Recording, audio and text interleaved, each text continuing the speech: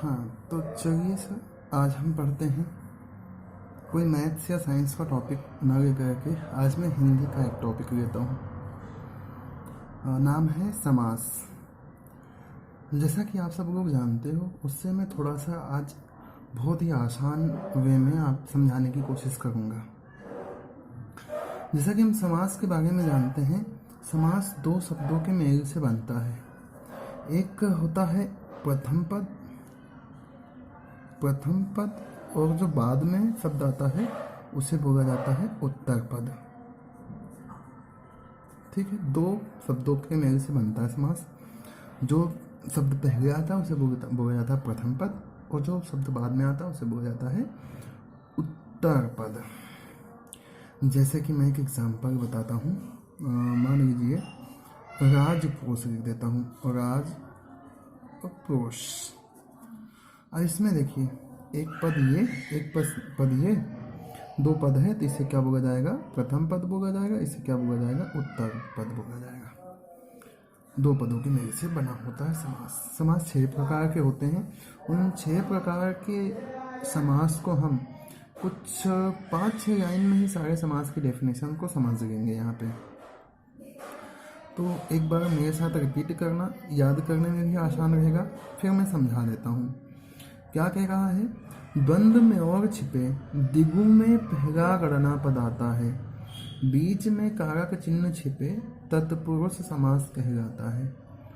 पहला पद अव्ययी से अव्ययी बहुब्रीहि में अंत प्रधान रहे, पहला पद विशेषण हो तो कर्मधारय समास कहलाता है। याद रखेंगे, याद करने में भी ये बहुत ही आसान सा है। तो समझते हैं हम एक एक लाइन को। पहला समास जो होता है वो है द्वंद्व समास। और द्वंद्व समास की डेफिनेशन में क्या कहा जा रहा है? द्वंद्व में और छिपे, उस जगह पर जहाँ पर दो पदों के बीच में और छिपा रहेगा उसे हम बोलेंगे द्वंद्व समास। द्वंद्व में और छिपे, जैसे कि मैं लूँ दाल रोटी, तो दाल और रोटी। माता पिता, माता और पिता, ऊपर नीचे दाएं बाएं नीचे ऊपर, अधर्म धर्म, सज्जन दुर्जन, है ना, ऊपर नीचे दाएं बाएं। इन सारे शब्दों में और छिपा हुआ है। अगर और छिपा रहेगा तो वहाँ पे कौन सा समास रहेगा? द्वंद्व समास रहेगा। अब दूसरे समास पे आते हैं, द्विगु समास।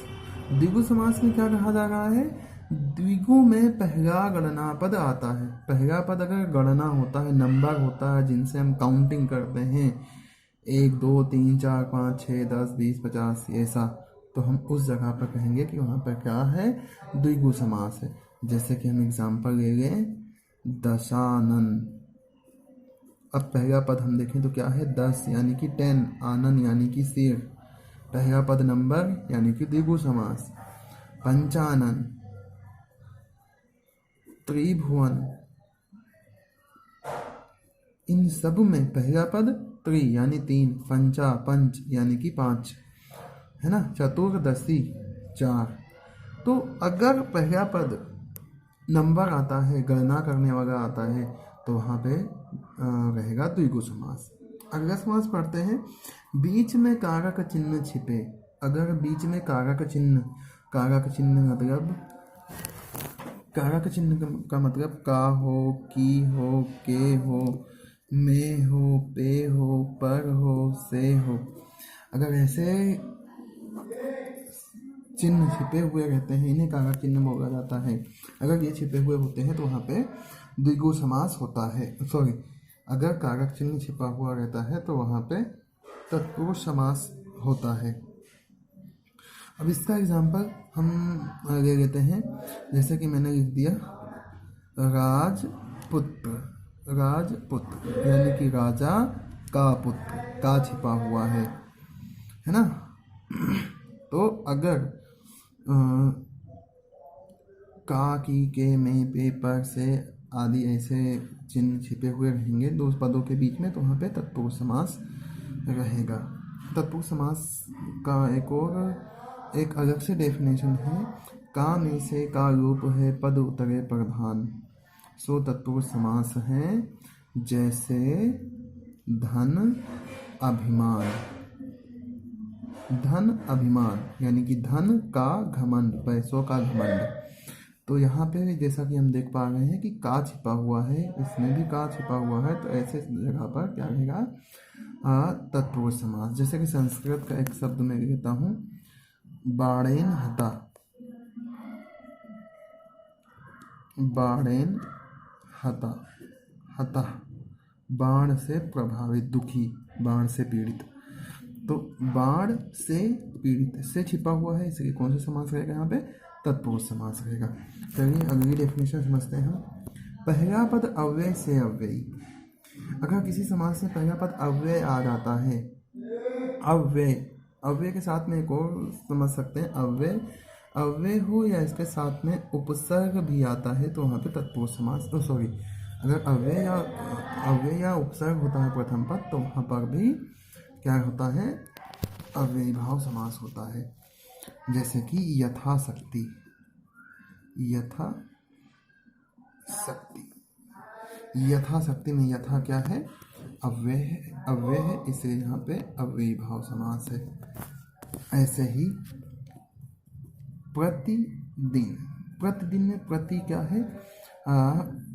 अव्यय है, इसलिए यहाँ पे अव्ययी भाव समास। प्रतिदिन, प्रत्येक, ये क्या है? यथा, प्रति, ये सब अव्यय है। अव्यय अगर प्रथम पद में रहता है तो वहाँ पे अव्ययी भाव समास रहता है। अब बात आती है अव्यय कैसे, उपसर्ग कैसे, कितना याद रखेंगे, उसके लिए मैं एक अलग से वीडियो बना दूंगा जिसमें अव्यय और उपसर्ग के बारे में बता दूंगा।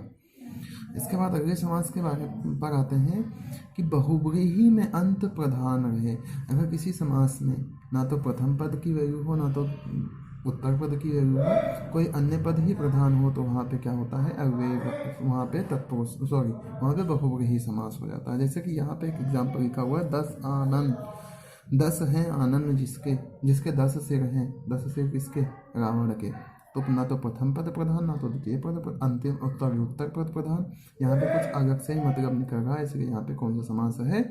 बहुव्रीहि समास है। ऐसे एक और एग्जाम्पल समझ सकते हैं हम, नीलकंठ, नीला हो कंठ जिसका, अर्थात शिव जी, शिव भगवान का जब उन्होंने विष पी गया था तो उनका कंठ कैसा हो, गला कैसा हो गया था? नीला हो गया था, इसलिए नीलकंठ का मतलब शिव जी।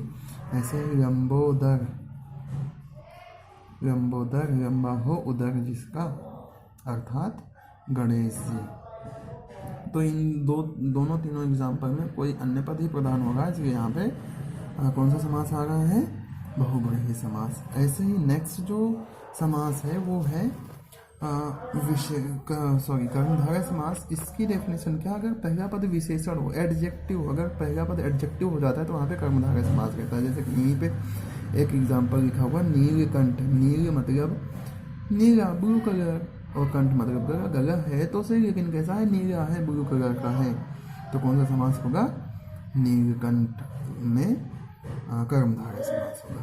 एक और एग्जाम्पल समझ सकते हैं हम, जैसे कि मैं एग्जाम्पल ले लेता हूँ, पीताम्बर। पीत मतलब पीला, अंबर मतलब कपड़ा। पीला हो वस्त्र जिसका, जिसका वस्त्र पीला हो, अर्थात क्या? विष्णु जी भी हो सकते हैं, श्री कृष्ण जी भी हो सकते हैं, तो दोनों से ही है। लेकिन इसमें अगर हम देखें तो अंतिम पद भी प्रधान हो रहा है तो बहुव्रीहि समास है, और अगर कर्मधारय के हिसाब से देखें तो वस्त्र तो है लेकिन कैसा है? पीला है, इसलिए यहाँ पे कर्मधारय समास भी होता है। लेकिन ज़्यादातर केसेस में अगर ऐसा होता है तो ऑप्शन अगर हमारे पास है तो वहाँ पे हम बहुव्रीहि समास बोलेंगे, कर्मधारय समास नहीं बोलेंगे। तो जितने भी 6 समास होते हैं वो सारे समास मैंने समझा दिए हैं। आप कमेंट करके अपने डाउट्स को सॉल्व कर सकते हैं। वीडियो देखने के लिए धन्यवाद। अगर आपको वीडियो अच्छा लगा हो तो लाइक करिए, कमेंट करिए, और ऐसे ही लेटेस्ट वीडियोस के लिए हमारे चैनल मैथ्स सीखो को सब्सक्राइब कीजिए। धन्यवाद।